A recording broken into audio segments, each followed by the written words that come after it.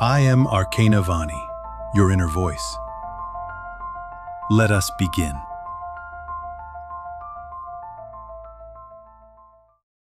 You're doing everything right, and it still feels wrong. You've read the books. You've done the journaling. You've been meditating, setting boundaries, drinking the water, stretching in the morning, even rewiring your mindset with all the right habits. So why does your chest still feel tight? Why do the days blur together like you're checking off a list someone else wrote? Why does it feel like no matter how aligned your life looks on the outside, you're still secretly off? That's the ache no one talks about, the one that follows you even into the life you built with intention. The one that doesn't scream, it just hums. A subtle wrongness behind every win. Like you're living a life you should love, but can't quite feel. And you start to wonder, am I ungrateful? Broken? Addicted to the search? Because you've done the work. You've upgraded your habits. You've outgrown the chaos. So why does it still feel like something essential never arrived? Like no matter how much you improve your life, you're still not in it. This video is here to tell you, you're not crazy, and you're not alone. That quiet tension you feel, it's not dysfunction. It's the signal that you're still living by someone else's blueprint. That deep down, your nervous system knows when something doesn't match. Not because it's broken, but because it remembers truth. Here, we're not going to give you another checklist. We're going to ask a deeper question. What if the reason it still feels wrong is because your life is still being lived for alignment, not from it? What if you've mastered the performance of presence, but lost the pulse of what's actually true for you? This isn't about throwing everything away. It's about finally noticing what you kept that was never yours. The relationship that looks perfect on paper. The morning routine that works for everyone else, but drains you. The career path that should feel fulfilling, but doesn't move you anymore. Sometimes, the most dangerous trap is a life that's just functional enough to keep you from questioning it. So no, you're not crazy for feeling off.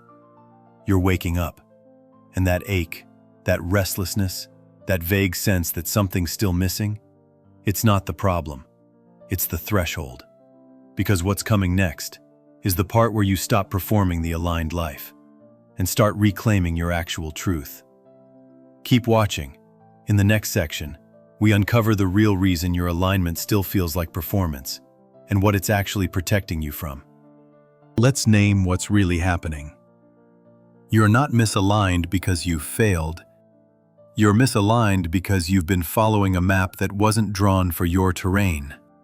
The career, the rituals, the identity you've built, they might be stable, even admirable, but they were designed to meet someone else's idea of enough.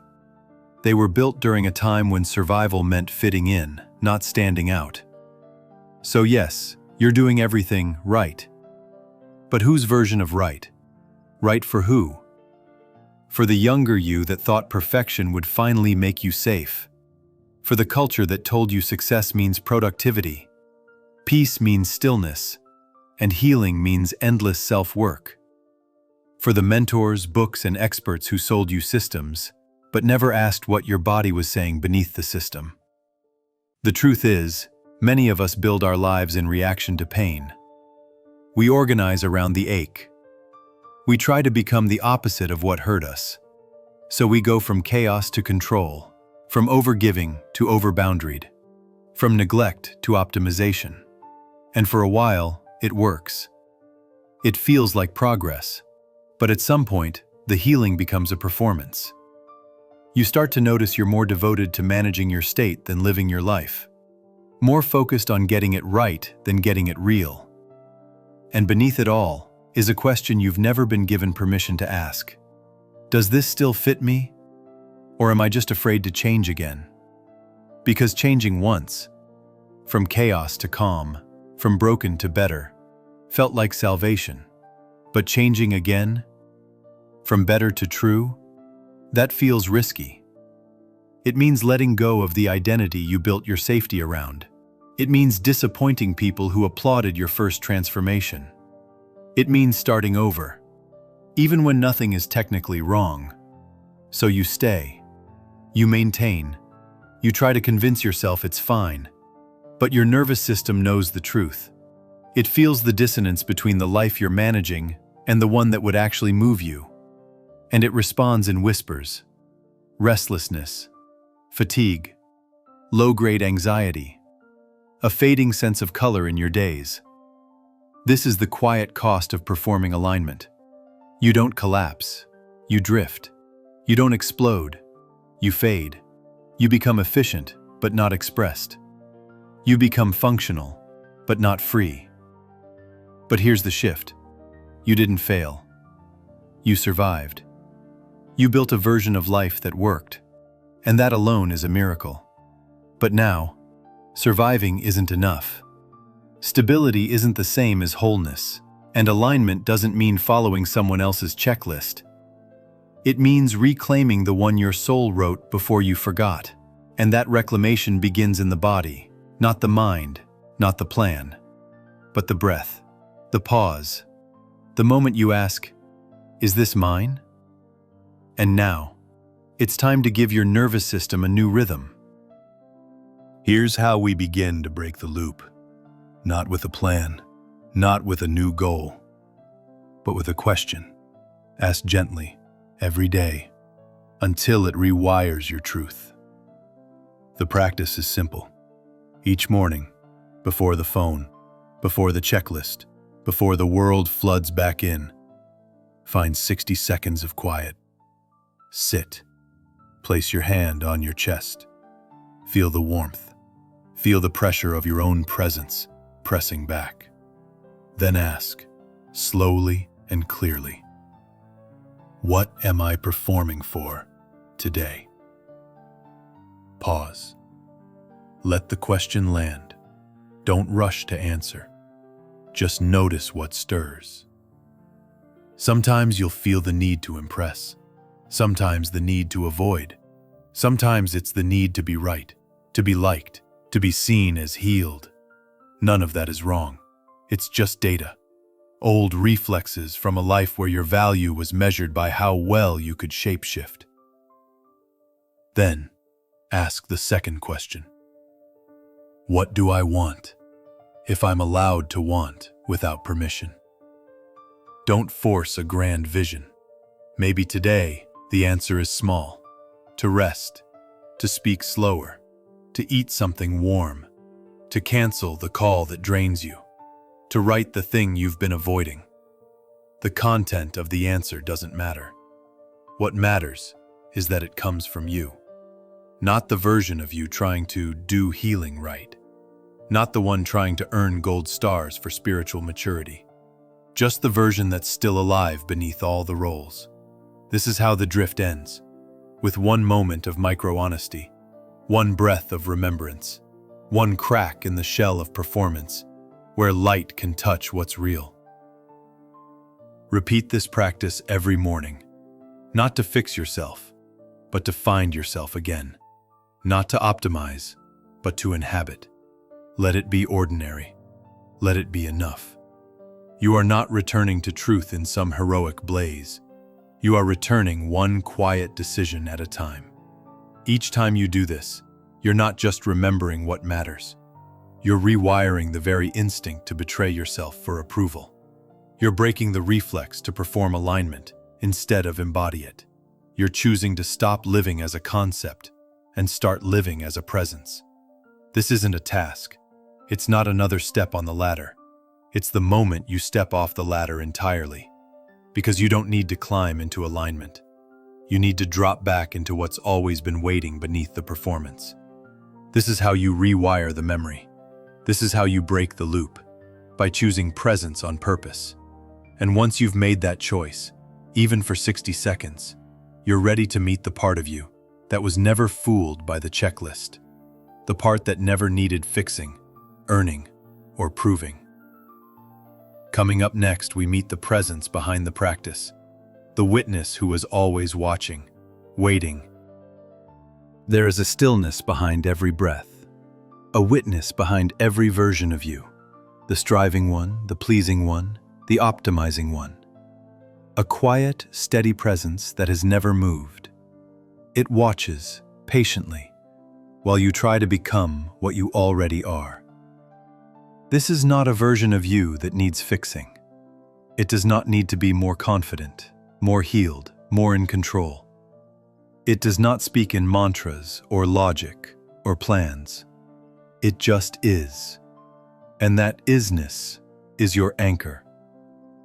Right now, wherever you are, stop.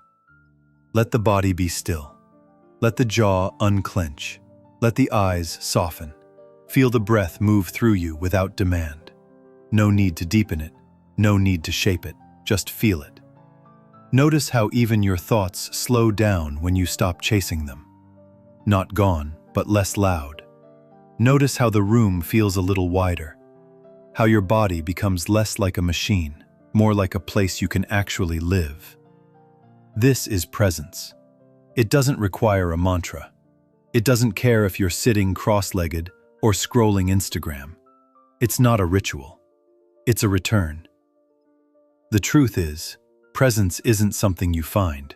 It's what remains when the noise quiets. When the checklist goes silent. When the shoulds dissolve. Presence is not a technique. It's the natural state beneath the tension. It's the moment you realize, I don't need to do more to be real. It's the recognition that the you who watches is whole. Even when the surface is messy. Even when the thoughts spin. Even when the life feels unclear. This practice isn't about becoming peaceful. It's about remembering that you already are. Beneath the storm, beneath the striving, beneath the endless performance of better. The best part? You don't need a perfect morning to do this. You don't need a quiet room or a beautiful journal or a 10-step routine. You just need a pause, 30 seconds, a breath, a return. You could do it in a parking lot, at your desk, between texts, right after the moment you almost lost yourself again. That's the power of this practice. It travels with you, because it is you, not the one performing, the one remembering. And the more often you return here, the more you remember who you were before the checklist replaced your compass, before you measured your worth in output, image, or approval. Before the performance began, you've practiced enough becoming. Now, what you're about to feel next is the power of being. And in the final section, we'll seal this shift and name the future you no longer have to chase, because you've already started to live it. You'll notice it subtly at first, a choice that used to feel heavy, now quiet, clean. A situation that once called for performance, now met with your presence. You no longer rush to justify your no. You no longer twist yourself into the shape of someone evolved. You just move from truth, not to prove. You'll stop bracing for the praise. You'll stop seeking validation that tastes sweet for a moment, then leaves you hollow, because you'll start trusting something deeper than feedback. Your own felt sense. Your body will become the tuning fork, not your achievements, not your rituals, not your perfect execution of the plan. You'll feel it when you begin to want again, not from lack, but from aliveness. When you notice joy flicker back in. When your choices don't come from should or guilt or obligation, but from desire. That's how you'll know this shift isn't just a moment, it's a return. Because the truth is, you were never broken. You were just shaped around survival. And when survival relaxes, your original self begins to rise. The one who doesn't need performance to be worthy, doesn't need systems to be stable, doesn't need permission to feel what's real. And that self is who you're now living as, not because you read it in a book, but because you practiced it, daily, one honest breath at a time. To recap, each morning, place your hand over your heart. Ask, what am I performing for today? Then ask, what do I want, if I'm allowed to want without permission? Wait. Listen. Let the answer move you, even if it's small, even if it's messy. This isn't a task. It's the most intimate conversation you can have with yourself. It's how you remember what's actually yours. And when the day gets noisy, do your second practice. Pause. Return. Presence is always here. 30 seconds. A breath. A softening. Done wherever you are. No ritual required. Just a willingness to stop pretending. You're not here to get it all right. You're here to live something real. And now, you are. You no longer need to perform your peace. You no longer need to optimize your aliveness.